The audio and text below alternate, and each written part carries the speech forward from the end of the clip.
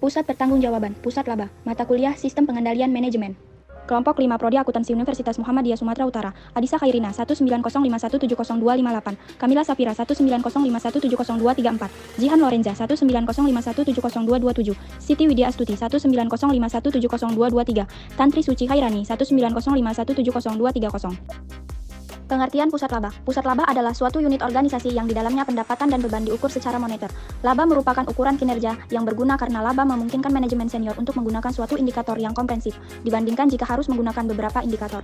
Lalu setelah itu fokuskan pada pengelolaan unit-unit bisnis sebagai pusat laba dengan mengingat bahwa istilah unit bisnis dan pusat laba adalah tidak sama. Kondisi-kondisi dalam mendelegasikan tanggung jawab laba. Yang pertama, manajer harus memiliki akses ke informasi relevan yang dibutuhkan dalam membuat keputusan serupa. Kedua, harus ada semacam cara untuk mengukur efektivitas suatu trade-off yang dibuat oleh manajer. Manfaat pusat laba. Yang pertama, kualitas keputusan dapat meningkat. Kedua, kecepatan dari pengambilan keputusan operasional dapat meningkat. Ketiga, manajer kantor pusat bebas dari pengambilan keputusan harian. Keempat, lebih bebas untuk menggunakan imajinasi dan inisiatifnya. Kelima, pusat laba memberikan tempat pelatihan yang sempurna bagi manajemen umum. Keenam, kesadaran laba dapat ditingkatkan. Ketujuh, pusat laba memberikan informasi siap pakai bagi manajemen puncak mengenai profitabilitas dari komponen-komponen individual perusahaan. Kedelapan, karena keluaran yang dihasilkan telah siap pakai, maka pusat laba sangat responsif terhadap tekanan untuk meningkatkan kinerja kompetitifnya. Kesulitan dengan pusat laba. Yang pertama, pengambilan keputusan yang terdesentralisasi akan memaksa manajemen puncak untuk lebih mengandalkan laporan pengendalian manajemen dan bukan wawasan pribadinya atas suatu operasi, sehingga mengakibatkan hilangnya pengendalian. Kedua, jika manajer kantor pusat lebih mampu dan memiliki informasi yang lebih baik dari manajer pusat laba pada umumnya, maka kualitas keputusan yang diambil pada tingkat unit lebih berkurang. Tiga, perselisihan dapat meningkat karena adanya argumen-argumen mengenai harga transfer yang sesuai, pengalokasian biaya umum yang tepat, dan kredit untuk pendapatan yang sebelumnya dihasilkan secara bersama-sama oleh dua atau lebih unit bisnis. Keempat, unit-unit organisasi yang pernah bekerja sama sebagai unit fungsional akan saling berkompetisi satu sama lain. Kelima, divisionalisasi dapat mengakibatkan biaya tambahan karena adanya tambahan manajemen, pegawai, dan pembukuan yang dibutuhkan, dan mungkin mengakibatkan duplikasi tugas di setiap pusat laba. Keenam, para manajemen umum yang kompeten mungkin saja tidak ada dalam organisasi fungsional karena tidak adanya kesempatan yang cukup bagi untuk mengembangkan kompetensi manajemen umum. Ketujuh, tidak ada sistem yang sangat memuaskan untuk memastikan bahwa optimalisasi laba dari masing-masing pusat laba akan mengoptimalkan laba perusahaan secara keseluruhan.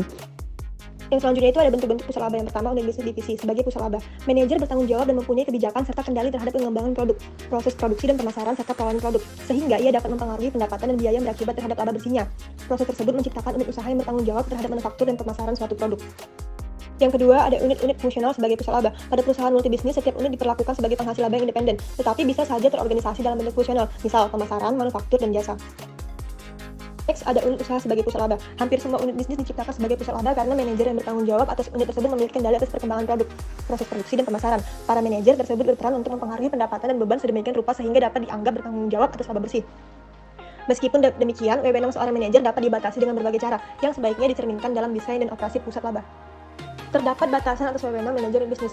Batasan dapat muncul dari unit bisnis lain maupun dari manajemen korporat. Yang pertama, ada batasan dari unit bisnis lain. Batasan dari unit bisnis lain akan semakin tidak terlihat apabila keputusan produk, keputusan pemasaran, dan keputusan perolehan dilakukan oleh satu unit bisnis. Di samping itu terdapat sinergi antar unit bisnis. Yang kedua, ada batasan dari manajemen korporat. Batasan yang timbul dari pertimbangan strategis karena adanya keseragaman dari nilai ekonomis yang sentralisasi. Yang terakhir itu ada batasan atas wewenang unit bisnis. Unit bisnis harus menjaga untuk tidak beroperasi di luar perjanjian, meskipun jika unit bisnis tersebut melihat kesempatan laba. Pusat laba lainnya, yang pertama pemasaran. Aktivitas pemasaran dapat dijadikan sebagai pusat laba dengan membebankan biaya dari produk yang terjual. Harga transfer ini memberikan informasi yang relevan kepada manajer pemasaran dalam membuat trade-off pendapatan atau pengeluaran yang optimal. Dan praktik standar untuk mengukur manajer pusat laba berdasarkan profitabilitasnya akan memberikan evaluasi terhadap trade-off yang dibuat. Yang kedua, manufaktur. Aktivitas manufaktur biasanya merupakan pusat beban, di mana manajemen dinilai berdasarkan kinerja versus biaya standar anggaran overhead. Tetapi, ukuran ini dapat menimbulkan masalah, karena ukuran tersebut tidak mengidentifikasikan sejauh mana kinerja manajemen atas seluruh spek dari pekerjaannya. Yang ketiga, unit pendukung dan pelayanan. Unit pendukung dan pelayanan atau termasuk pemeliharaan, TI, transportasi, teknik, konsultan, layanan konsumen, dan aktivitas pendukung. Beban yang digunakan merupakan pertimbangan utama, jadi manajer harus mampu menentukan biaya pelayanan yang ekonomis meskipun berasal dari pemasok luar. Yang keempat, organisasi lainnya. Yang dimaksud dengan organisasi lainnya dalam hal ini adalah kantor cabang. Suatu perusahaan dengan operasi cabang yang bertanggung jawab atas pemasaran produk di wilayah geografis tertentu seringkali menjadi pusat laba secara alamiah. Mengukur profitabilitas. 1. Pengukuran kinerja manajemen yang memiliki fokus pada bagaimana hasil kerja para manajer. Pengukuran ini digunakan untuk planning koordinasi dan pengendalian. Kegiatan sehari-hari dari pusat laba dan sebagai alat untuk memberikan motivasi yang tepat bagi para manajer. 2. Ukuran kinerja ekonomis. yang memiliki fokus pada bagaimana kinerja pusat laba sebagai suatu entitas ekonomi. Maksud dari kedua ukuran di atas berbeda satu sama lain. Jenis-jenis ukuran kinerja. 1. Margin kontribusi, menunjukkan rentang split antara pendapatan dengan beban variabel. 2. Laba langsung, mencerminkan kontribusi pusat laba terhadap overhead umum dan laba perusahaan. 3. Laba yang dapat dikendalikan, yaitu pengeluaran. Pengeluaran yang dapat dikendalikan paling tidak pada tingkat tertentu oleh manajer unti bisnis layanan teknologi informasi. 4.